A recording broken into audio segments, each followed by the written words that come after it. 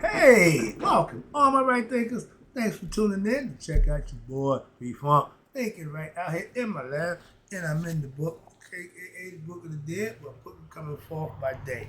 We talk about the origins of the scriptures of the Pert and Heru, aka the original Bible for me and you, doing the right thing. Let's go. Rightism, 25 rules to live by. Storytelling, story with a message. There's always a life message in my stories. I give you stories, life lessons, stories for life, about life, daily. You tune in and receive them. I appreciate you. We got a good thing going. Let's do what we do. Right thinking mission is to enlighten, inspire, educate, and motivate you, the individual, to a higher spiritual level of enlightenment. Right thinking way of life movement to spiritual discipline. Practice daily will help and guide you to obtain your goal of reaching spiritual enlightenment, aka know thyself. My mission that all right thinkers know thyself. If you're a right thinker, your goal is to know thyself. See where we're going with this? Let's get there together. So I ask the question, do you know you? Well, when I'm through, that's what I do for you. It's rhetorical, but if you know how to answer for yourself, tune in. I got you. A person who knows not that they know not, is foolish. Disregard them. A person who knows not and knows that they know not is simple, but you can teach them. That's why I do what I do for you. Appreciate you too. Stay tuned. I got more for you. A person who knows not and believe and think that they know is dangerous, avoid them. I do. A person who knows and knows not that they know is spiritually asleep. I can awaken them. I'm the spiritual alarm clock here to wake you up with knowledge of self. That's what I do for you. A person who knows and knows that they know is wise. Follow them. All these persons reside in you. Right thinkers, know thyself, and to my God, be true. All right, right think, excuse me. P-Funk philosophy on the origins of the scriptures of the Pert and Heru, aka Book of Coming Forth by Day or Book of the Dead. So let's talk about this. As mentioned earlier, the text with composed of the New Pert and Heru originated in the far distant past. How long? In the form of the pyramid texts. They were codified as utterances which when understood and practiced correctly, could lead the practitioner, you, to reach expanded levels of consciousness, aka enlightenment, God knowledge, self-knowledge, whatever you want to call it, but there's a phrase and process that you can practice and reach it. This is symbolically referred to as gaining power over the gods and goddesses and becoming a glorified soul. Your soul is enlightened to itself. It knows itself, not the ego self, its true self. And the antiquity of the scriptures is attested to by some of the rubrics used in some chapters.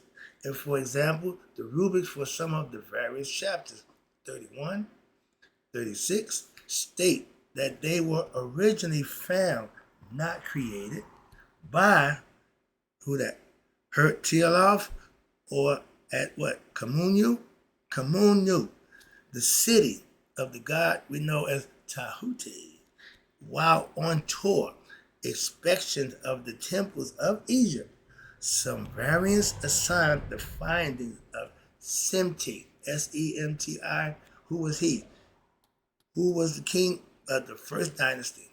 The first dynasty. You don't hear much about him. But for this and other reasons, it can be said that scripture originated in pre-dynastic, times.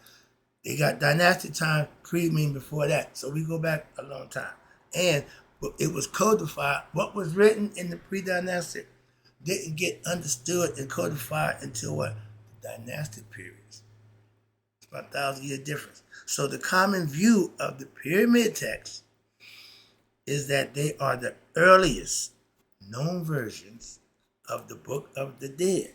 And they seem to be compositions of scripture which refer to a king who is part of the ritual wherein offerings are given in the temples and spells are uttered and chanted for the purpose of attaining power or control over one's spirits of the dead and over the gods and goddesses.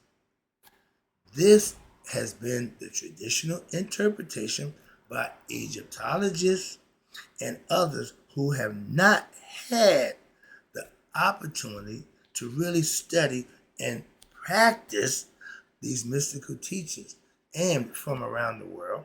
But if these students were entered into with an opportunity to study open mind, enter with an open mind, and if one is willing to spend the time to read the text within the context of mysticism and an expanded belief in the potential of human experience, much different because arises from the literal interpretation which have been provided so far, and from the mystical perspective, it must be understood that the utterances of the Pert and Heru were not only for individuals as they were approaching their time of death, or who had already even died, but they also incorporated the rituals designed to engender a mystical experience for all those who participate and practice it, hence religion. Everybody's supposed to get back to God. That's the goal. That's the intent. Okay?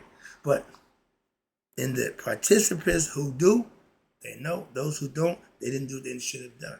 And these initiates, and y'all all initiate whatever you believe in, were not waiting or just preparing for a time of death to use the knowledge of the netherworld. No, they were interested in how discovering the mysteries of the other world even while still alive.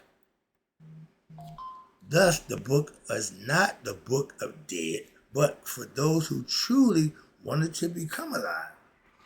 And therefore, the earliest known versions of the text are compositions of scripture, we said that, which all refer to initiate one individual who is part of the ritual wherein offerings are made and special words are recited, uttered, and chanted for the purpose of transforming the consciousness of the individual who going through this initiation to obtain his or her power or control over the spirits of the demons, the egoistic tendencies, and over the gods and the goddesses' virtuous qualities. You'll be becoming your best self. The book of Coming Forth was teaching you that. Let's go. We will not attempt to provide literal translations of the text. Why? Since this would lead to intellectual stagnation. Too much words, too much talking. But it would be like reading a poem and then try to apply its meaning literally, like Christians learning the story of Christ and try to make it literal. It's about the sun. Man can't die for 3 years and come back. The sun can go in dormant state for 3 days when false type is going and start back up. That's what they tried to get the message in the Bible about Christ, and y'all swung and missed.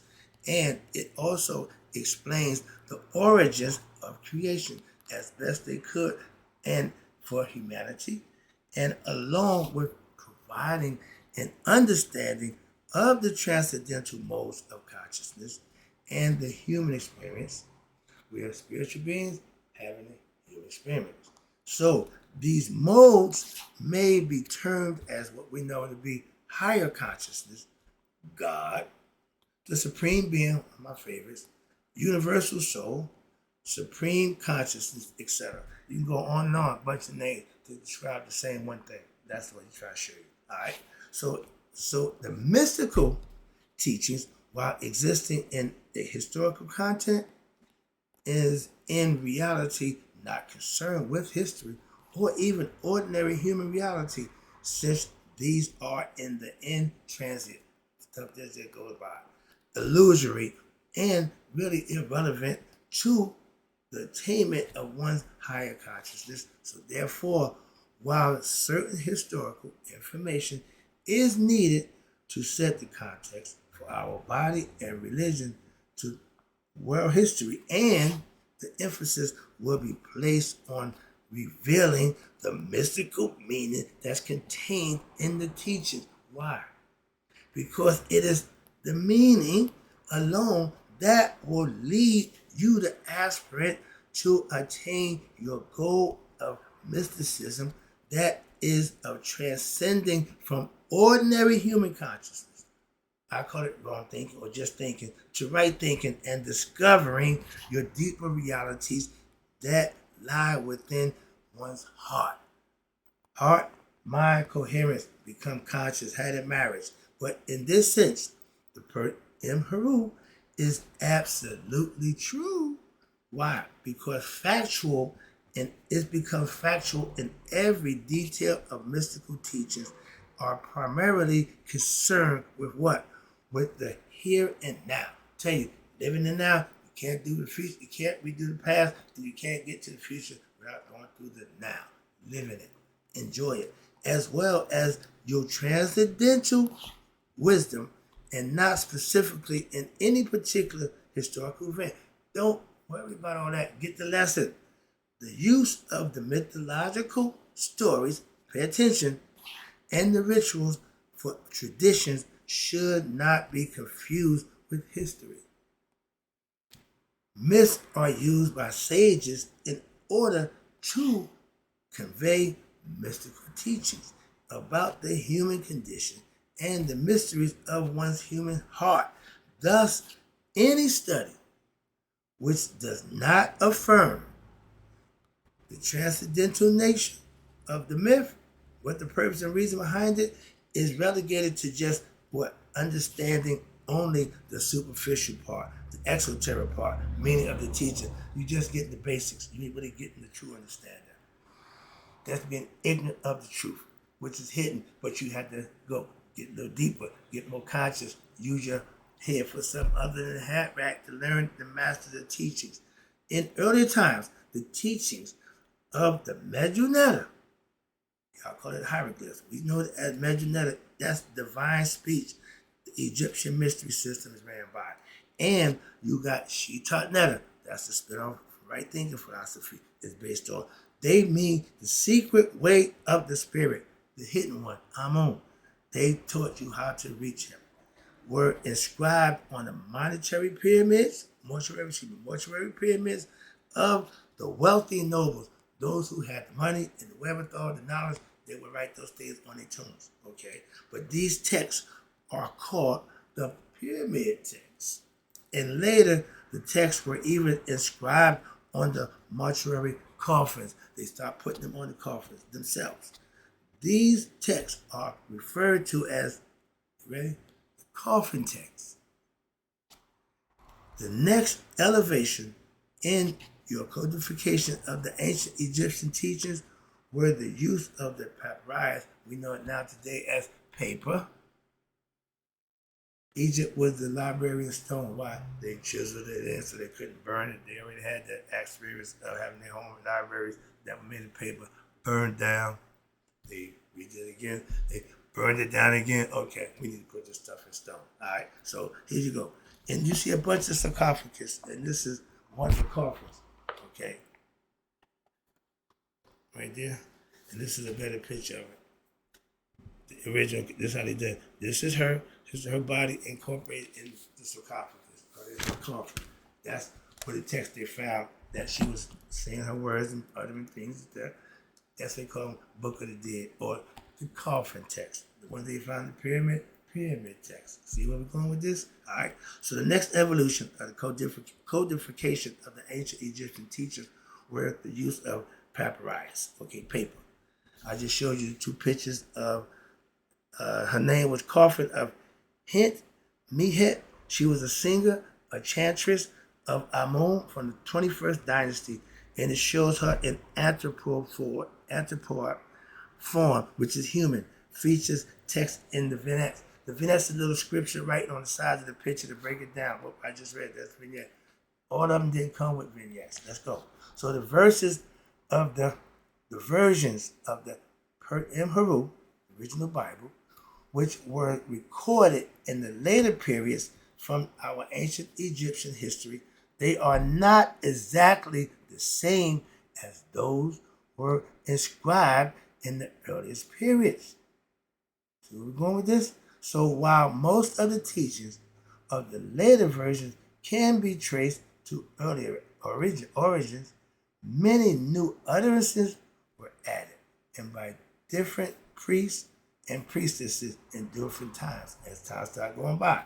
Therefore, the expansions of the teachings represents this evolution in the mystical thought, which in many ways was refined and expanded over a period of, you ready? More than 5,000 years. Yeah, I said 5,000. We just in 2000 on our side. We was doing that longer than we doing this. So the later versions are combinations of our ancient original teachings and the more modern expansions of the additions to the teachings, which were not part of the original.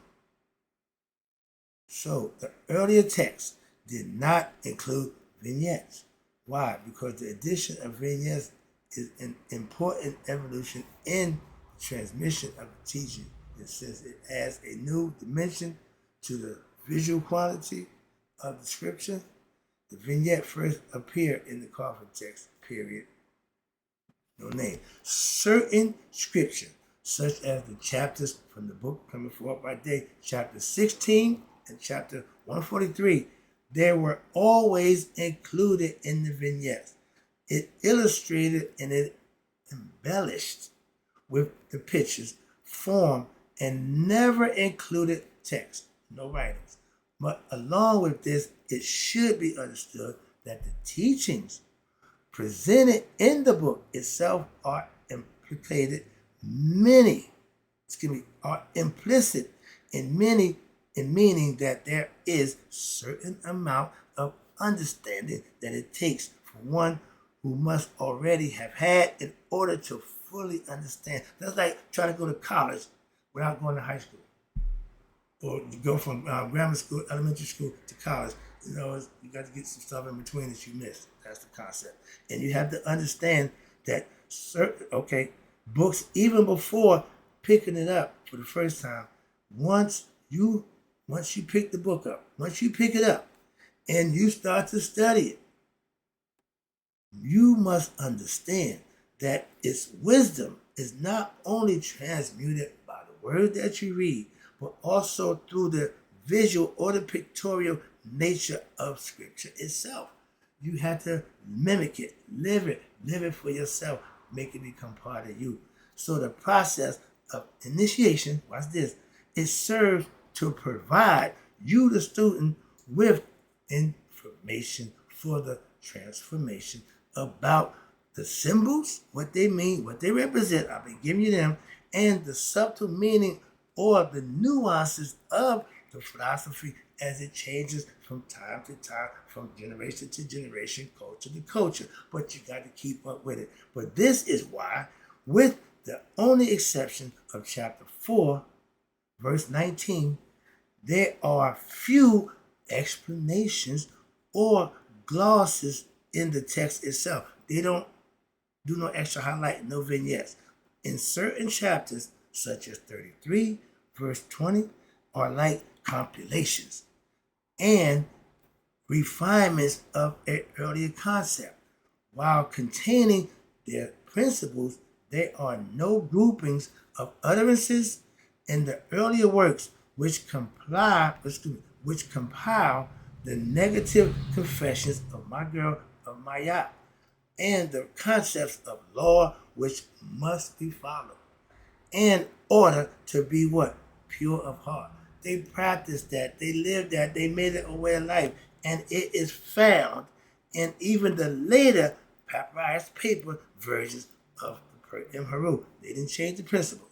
Thus, this aspect of the later versions does not represent inceptions of the teachings. Why? and the first recorded in the form of what we call the pyramid text. The original writers is there to be learned from, to be taught. You don't have to rewrite it if it ain't broke. If it ain't broke, you don't have to fix it. So what we got now is y'all fix a system that wasn't broke. Now, because y'all did that, the system has been broken. And it's by y'all doing. Hope you got the understanding for the lesson. I'll be back with the order of the chapters of the Pert and Heru. This is just breaking down understanding of what we have been going on a long time ago. That's why I wanted my point across. Right thinkers, in closing, may you all live to be 100, me 100 minus a day. So I've never known my right thinkers who now understand the origins of scriptures from of the Pert and Heru, aka Book of the Dead, but really was the book of coming forth by day, or the book, the guide to becoming Heru, your best self, Heru. That means you great. Knowing thyself is great for your human body to do that before it perishes. That way the spirit goes back home to its maker. Other than that, it's coming back here again. Don't let the spirit come back again. Enlighten it and go home. Hope you enjoyed the lesson. I'll be right back with some more.